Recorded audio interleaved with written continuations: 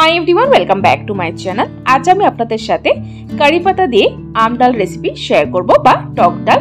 এই গরমে কিন্তু এই ডালটি খেতে দুর্দান্ত লাগে। শুধু এই ডাল আর তার সাথে আলু মাখা হলে খেতে দুর্দান্ত লাগে, আর কিছু প্রয়োজন হয় না মাছ মাংসের। আর যেহেতু এখন কাঁচা আমের সিজন, অবশ্যই এই রেসিপিটি ট্রাই করতে পারেন। কিভাবে তৈরি করলে একদম পারফেক্টলি এই আম ডালটা তৈরি হবে আর খেতে সুস্বাদু লাগবে, তো চলুন দেখিয়ে দিচ্ছি আমার আজকের এই ভিডিওটিতে। আজকের এই আম ডাল বা টক ডাল তৈরি করার জন্য এখানে নিয়েছি হাফ কাপ পরিমাণ মসুর ডাল। এই টক ডালটা কিন্তু মসুর ডাল দিয়ে তৈরি করা হয়, এই মসুর ডাল দিয়ে খেতে ভালো লাগে। ডালটা ভালো করে ধুয়ে নিয়েছি, তো চলুন ডালটা সেদ্ধ করে নেওয়া যাক। তার জন্য কড়াইতে দিয়ে দিলাম ডালটা ঢেলে, তারপরে এর মধ্যে দিয়ে দিব 3 কাপ পরিমাণের মতো জল।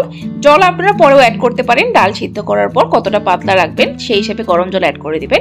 এখনকার মতো আমি 3 কাপ জল দিয়ে দিলাম। তারপর এর মধ্যে দিয়ে দিলাম নুন আর দিয়ে দিলাম হাফ টিস্পুন পরিমাণ হলুদ গুঁড়ো।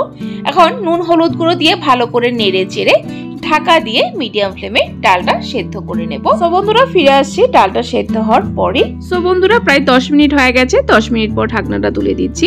প্রায় 80% কিন্তু ডালটা সেদ্ধ হয়ে গেছে। এই সময় এর মধ্যে অ্যাড করে দেব আম। এখানে দুটো মিডিয়াম সাইজের আম এভাবে লম্বা করে কেটে অ্যাড করে দিলাম, আর তার সাথে দিয়ে দিলাম 1 মুঠোর মতো কারি পাতা। আম আর কারি পাতাটা দেওয়ার পর ভালো করে নেড়ে চেড়ে আবারও 2 থেকে 3 মিনিট সময়ের জন্য ঢেকে দেব। তো বন্ধুরা প্রায় 2 মিনিট হয়ে গেছে। 2 মিনিট পর ঢাকনাটা তুলে দিচ্ছি। দেখুন আম সুন্দরভাবে কিন্তু গলে গেছে। আম গলতে কিন্তু বেশি সময় লাগে না, অল্প সময়তেই সুন্দর আমটা গলে যায়। এখন ডালটা আরো পাতলা করার জন্য এর মধ্যে অ্যাড করে দিলাম ফুটন্ত গরম জল। ডালটা কতটা পাতলা রাখবেন সেই হিসেবে জলটা অ্যাড করে দিলাম। এই ডালটা কিন্তু পাতলা হলে খেতে দুর্দান্ত লাগে। জল অ্যাড করার পর ভালো করে নেড়ে চেড়ে আরো 1 মিনিট সময় ফুটিয়ে তারপর ডালটা একটা আলাদা পাত্রে তুলে নেব। তো বন্ধুরা ডালটা নামিয়ে নিচ্ছি একটা আলাদা পাত্রে। ডাল নামিয়ে নিয়েছি আলাদা পাত্রে। তো চলুন এখন ডালে ফোড়ন দেব। তার জন্য এখানে একটা কড়াই বসিয়ে দিয়েছি। এর মধ্যে দিয়ে দিলাম 1 টেবিলস্পুন পরিমাণের মতো সরষের তেল। ফোড়নটা অবশ্যই সরষের তেল দিয়ে দিবেন।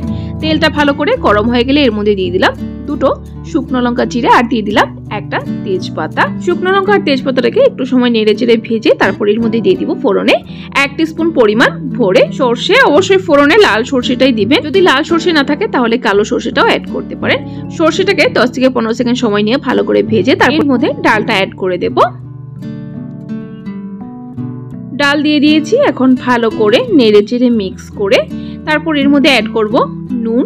নুন আগেও দেওয়া হয়েছে, টেস্ট করে প্রয়োজন অনুসারে নুনটা দেবেন। তারপর দিয়ে দিলাম 2টো কাঁচা লঙ্কা দুফালা করে, আর দিয়ে দিলাম আর একটু পরিমাণ ফ্রেশ কারি পাতা। এই ফ্রেশ কারি পাতার ফ্লেভারটা কিন্তু দারুণ আসে ডালে। কারি পাতাটা দেওয়ার পর ভালো করে নেড়ে চেড়ে 1 মিনিট সময় ফুটিয়ে তারপর গ্যাসের ফ্লেম বন্ধ করে দেব। সো বন্ধুরা দেখুন তৈরি হয়ে গেছে আমার কারি পাতা দিয়ে আম ডাল। এখন আলাদা পাত্রে সার্ভ করে নেব। এই ডালটা কিন্তু আপনারা প্রেসার করে সেদ্ধ করবেন না, এভাবে কড়াইতেই সেদ্ধ করবেন, তাহলে প্রপার টেস্ট আসবে। বন্ধুরা অনেকেই হয়তো আম ডাল ঘরে তৈরি করে থাকেন, একবার এইভাবে কারি পাতা দিয়ে আম ডালটা তৈরি করবেন, খেতে কিন্তু দুর্দান্ত লাগে, দারুণ ফ্লেভার আসে। তো বন্ধুরা আমার আজকের এই কারি পাতা দিয়ে আম ডাল বা টক ডাল রেসিপিটি আপনাদের কাছে কেমন লাগলো অবশ্যই কমেন্ট করে জানাবেন। যদি ভালো লেগে থাকে তাহলে কিন্তু একটা লাইক অবশ্যই দিয়ে দিবেন। আর এরকম রেসিপির আপডেট পাওয়ার জন্য আমার চ্যানেলটাকে সাবস্ক্রাইব করে দিবেন। সাবস্ক্রাইব করে পাশে থাকা বেল আইকনটা ক্লিক করে অল করে দিবেন, তাহলে আমার চ্যানেলে যখনই কোনো নতুন রেসিপি আসবে নোটিফিকেশন আপনাদের কাছে পৌঁছে যাবে। ভিডিওটি সম্পূর্ণ দেখার জন্য অসংখ্য ধন্যবাদ। ভালো থাকবেন, সুস্থ থাকবেন।